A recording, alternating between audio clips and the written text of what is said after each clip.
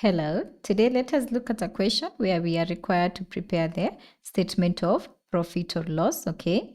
Recall that this statement basically represents the revenue that a business has earned during a certain period, and then we less the expenses that business has incurred during that period to be able to know has this business made profit or loss during that period. Okay, so this is the purpose of this statement of profit or loss. Okay, so we've been given this question, the following, where we are told the following balances were extracted from the books of Upendo Traders as at 31st December 2025. Okay, and these are the balances. Okay, then we've also been given some additional information, and we are required to prepare the statement of profit or loss and the statement of financial position. Okay, so we will start with the statement of profit or loss. Okay, so the moment you're asked to prepare a certain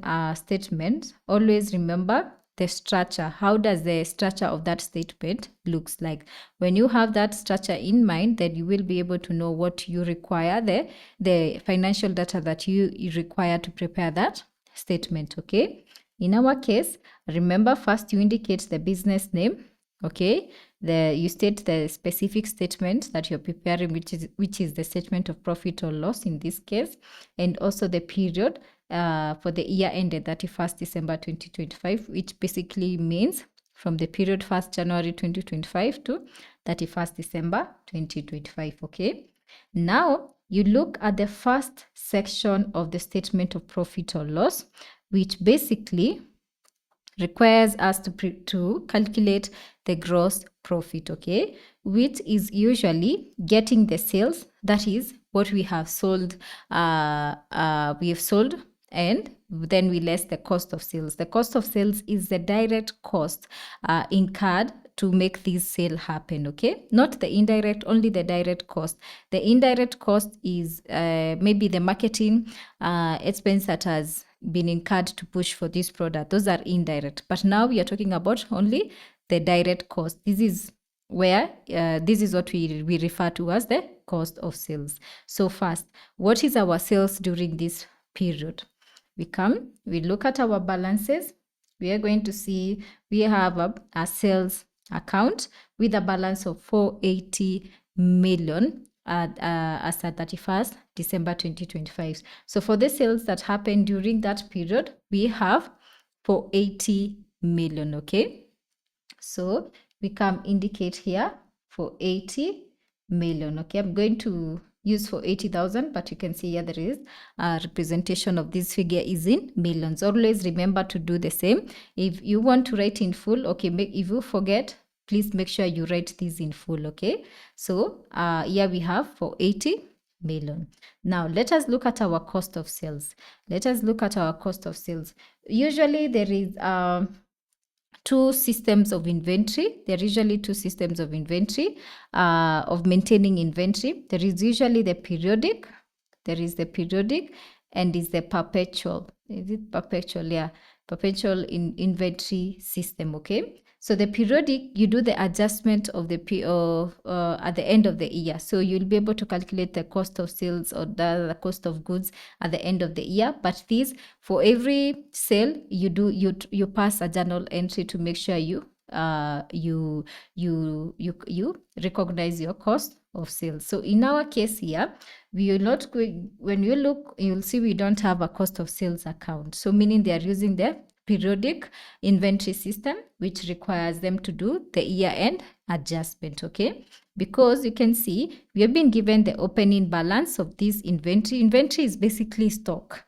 It's the goods that the business buys to sell. Okay, so depending on the main objective or the main operating what the business does, that is what you call inventory. Okay, that is what is stock to them. Let's say buying furniture. Buying furniture for use in the business is not inventory, because you're not buying that furniture to sell. No, that is an asset that you're going to capitalize. Okay, not to treat it as inventory. Inventory is what you buy to sell. Okay, the purpose is to buy and sell. Okay, you could later sell this furniture when you want to dispose it, but you're not going to treat it the same way as this inventory. Okay, so our opening balance here is 42 million of inventory, that is the stock. And then you can see we have purchases. These are what has been brought in during the period. Okay, so usually our cost of sales is usually we calculate it by taking the opening balance of inventory. We take the opening balance of inventory, and then we add the purchases. That is what has been brought in during the period. Okay, and what is included, the cost of this purchase also includes the carriage inwards. The carriage inward is the cost that has been incurred in bringing these supplies into the business. Okay, so when recording this, we should always have that carriage inward. This is the expense of bringing in the supplies into the business. So we should have this carriage inward. Okay, then we are going to less the closing balance. The closing balance, it means these goods that we still have as at 31st December 2025, which means they have not been sold. So we can less that closing balance of inventory. And another thing I want to add is in case someone one of the owner of the business, or rather the sole trader in this case, comes and takes some goods for personal usage, what do we do in that case? We less them as drawings. Okay, remember, when the owner of the business takes from the business, we call it a drawing. And if they take in form of goods, we need to show that this drawing has been taken, and we don't have that stock in place. No, what has happened is the owner of the business has taken something from the business, and we treat it as a drawing. So in cases where we have the owner taking from the business, we also make sure we less it as a drawing. Okay, so in our case, let us look at our opening inventory. Our opening inventory, we have 42 million. We have 42 million. Then we have the purchases during the period is 240 million. 240 million. Then we have been told in our additional information. Let us go through our additional information in case we need to pick something there. Our inventory as at 31st December 2025 was valued at 36 million. So we have our closing balance from the additional information. So this is our inventory as at 31st December 2025. Then we have been told salaries and wages accrued amounted to these 6 million. Lighting and heating prepaid amounted to 2 million. Depreciation on furniture is provided at 10% per annum. Allowance for credit losses, this is basically like allowance for bad debt, is to be maintained at 5% of trade receivables. And then included in the general expense is 3 million relating to proprietor's personal expense. Basically, this is a drawing. Okay, and then goods costing 5 million were withdrawn by the proprietor for personal use. So these goods from the inventory of 5 million, the proprietor took them for personal use. So part of that stock was not sold. That is, 5 million was not sold. It was taken by the proprietor, and that as well is a drawing. Okay, and then carriage inwards includes 1.2 million relating to carriage on furniture. Furniture in this case is an asset that you will capitalize. But we are told here, part of this carriage inwards balance of 8 million, we have 1.2 million relating to furniture. So we need to less this 1.2 million, because that one is for furniture. It is not for the goods that we are buying to sell. Okay, so we will have our purchases. Then remember, we need to include our carriage inwards. Now in this case, it will be 8 million. It will be 8 million less the 1.2 million, because this 1.2 million is for furniture. Okay, it is for the furniture. It should be added actually in the cost of this furniture when we are doing the furniture cost, and also when we're going to calculate the depreciation. Okay, then we are also going to notice one thing. There's a drawing. In this case, we've been told goods costing 5 million. So these goods costing 5 million were not sold. The proprietor took them, or rather the owner of the business took them, and that is a drawing. So we also less that 5 million, okay? Then we come again and now less the closing balance inventory, because the closing balance is basically the goods that are remaining that have not been sold, which we are told here in the additional information it is 36 million. This 36 million. So basically 42 million, we add 240 million, then we add 8 million, then we less 1.2 million, then we less 5 million, and then we add we less 36 million. We are going to get 247,800 as our cost of sales. This is the direct cost. This is the direct cost that has been incurred for the sales to happen. Okay, so here we are going to add 247,800 million. Okay, then to get our gross profit, remember here to get the gross profit, it's sales less cost of sales. So we are going to have a gross profit of 232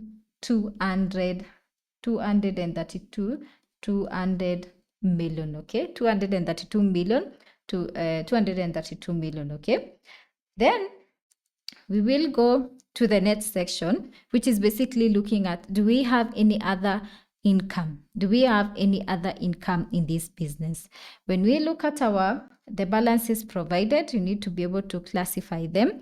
Premises, this is an asset account, okay, which is basically maybe could be the building the business owns, or the premises that they own.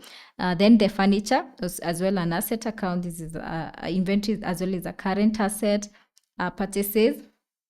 Then we have carriage inwards. This is the expense. We have seen this one includes 1.2 million for the furniture, and also the rest is for inventory. Okay, then we have salaries and wages. This is an expense as well. This is an expense. We have lighting as well. It's an expense. And general expenses, or general expenses basically is an expense. Trade receivable is a current asset that is showing us the expected payments that we shall receive.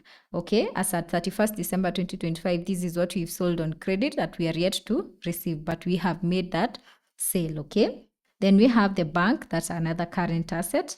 Drawings. Okay, drawings is those what I was calling when the proprietor takes something. They can take in form of goods, they can take cash. As long as they are doing something from the business, that is a drawing. For businesses or companies, we call it dividends. Okay, but this one mostly for companies, you won't find, especially the ones that are being traded publicly. You're not going to find taking of goods mostly. No, that is rare because there are many shareholders. Mostly what happens, it's just payment of dividends. Okay, then we have capital. This is basically owner's capital. Then there is sales. Then there is trade payables, which is a liability. And we have discount received. What is discount received? Discount received happens when you go to a supplier and they sell to you something at they sell to you on credit. Okay, and they tell you, if you pay us by this, let's say these goods cost 1 million. Okay, and they are selling to you on credit, and they tell you, if you pay us by before end of this month, we are going to give you a discount of 50,000. Okay, 50,000. So when time comes, you pay even before that end of month. So you're going to pay 950,000. What has happened? You have saved yourself 50,000. Remember, the goods are worth 1 million. You have saved, by paying early, you have saved 50,000. Okay. So in your inventory, you will have recorded your books are worth 1 million. But because you've paid early, you've gotten a discount received of 50,000. Okay. Differentiate between discount received and discount allowed. Discount allowed itself, it is an expense, but discount received is an income. Okay. Discount allowed is what now the supplier on the other end, remember they sold to you goods worth 1 million, but you're going to pay them 950,000. So to them, 50,000, they have not received a 50,000, which to them is a net expense. Is what now we call discount allowed. It is a net expense to them because you've not paid them this 50,000 and they have given you 1 million. So businesses do this to encourage, to be able to get more clients. Okay. And the other person who is buying wants to meet these credit terms so that they can be able to get this discount. Okay. So in our case, this discount received is income. Okay, we have 7 million. So we come and add it here. It's usually other operating income. So we have 7 million. Okay. Now we go to the second, to the third part of this the statement, which is the expenses part. And for expenses, they are usually divided into two. Selling and distribution expenses, that is the indirect cost incurred to make a sale happen. So things like marketing that business, delivery of those goods to the clients. Okay, the direct ones.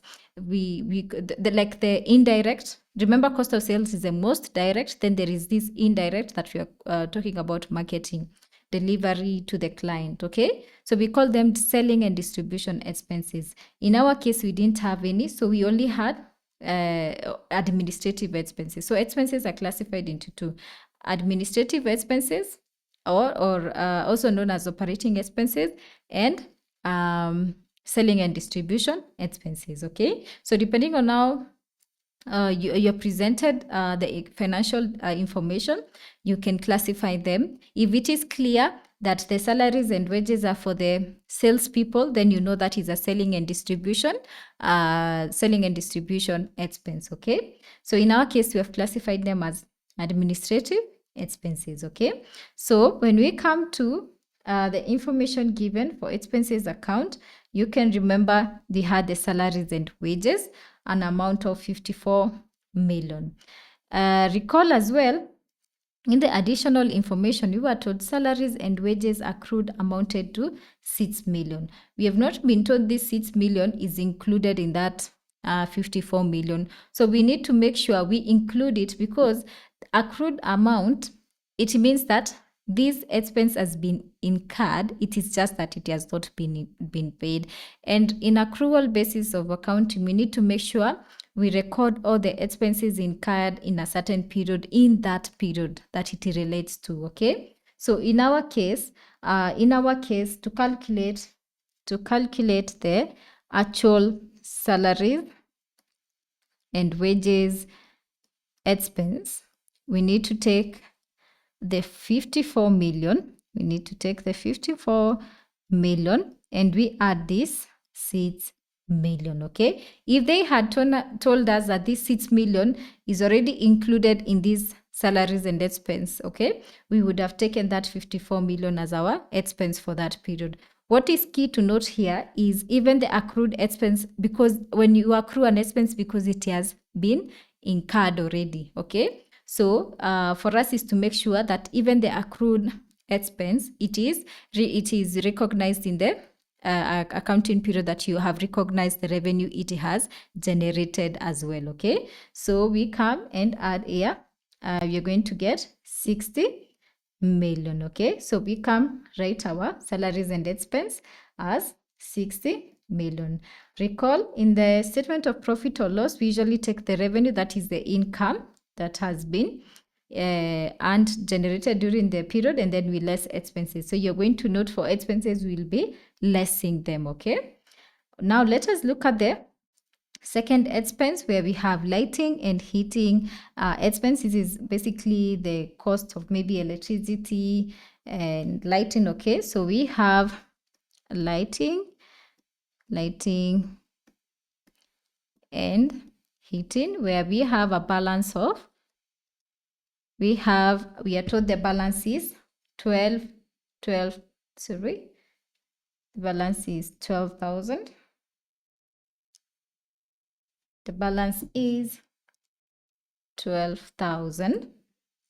So when we come to as at 31st December 2025, we have 12,000, okay? When we come to the additional information, we are told lighting and heating prepaid, and heating prepaid amounted to 2 million. 2 million, okay? And our lighting and heating is 12 million, okay? So we need to cater to, note that this 2 million has been prepaid. So as long as we are not told clearly here that this 2 million is, it has not been clarified whether this 2 million is part of that 12 million or not, okay? But we should take note that this lighting and heating prepaid amounted to 2 million has not yet been incurred. It has been prepaid. So this 2 million is going to go to the period 2026. As at 31st December 2025, 2 million has not been expensed, okay?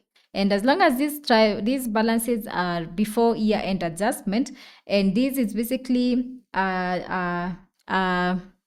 representation of the 12,000 that was paid, then we need to come and less our prepayment of 2 million. Prepayment of 2 million, so that we get the expense that was incurred during the period as 10 million. So we come here and indicate 10 million, okay? Then we go to general expenses. General expenses, we have 18 million. We have 18 million. We have 18 million. But remember, from our additional information, we were told that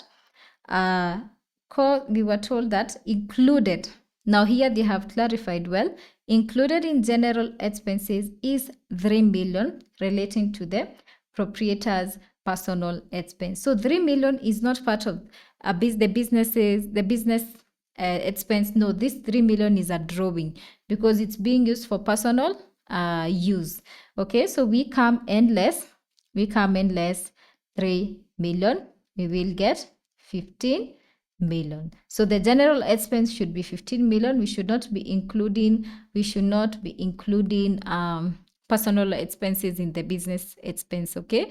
When a proprietor or the owner of the business as an expense in the business, you treat it as a drawing, okay? Now, when we look in our additional information, we were told depreciation on furniture is provided as at 10%. So part of our other year-end adjustment should be the calculation of the depreciation on furniture. So in our case, we are told 10% of the on furniture. Okay, so furniture here we have 90 million. So we have 90 million. Remember, in our additional information, we were told carriage inwards includes 1.2 million relating to furniture. So they bought new furniture and there was carriage inward, that is cost incurred to bring in the furniture. That was 1.2 million that was included in these 8 million that is in our balance here. Okay, so it is not already included in the furniture. It should be adding to the cost of the furniture. Okay, so we have to first get that. So we are going to get 91 million 200. Okay, so in this case, we are going to get the depreciation, we are going to do 10% of 91 million 200,000. Okay, so we are going to get a depreciation of 9 million 120,000. So this is the depreciation expense during the period 31st December 2025. The period ended 31st December 2025 for depreciation. So we come here and less here 9,120,000. Okay. Then the other, in our additional information, we've been told allowance for credit losses is to be maintained at 5% of trade receivables. Allowance for credit losses is basically the same as allowance for doubtful debt or allowance for bad debt. And it's basically what it's the allowance you keep to cater for the receivables that may not be paid. Okay, so remember you sold things on credit, and there could be people who don't pay. There is that possibility of the person not paying, the person you've sold to on credit, they might refuse to pay you. So at year end, you need to do an allowance for doubtful, or rather for bad debt or credit losses in the future. Okay, so we are told this business does 5% of the trade receivables. So we need to come and calculate that. We need to come and calculate the allowance on credit loss.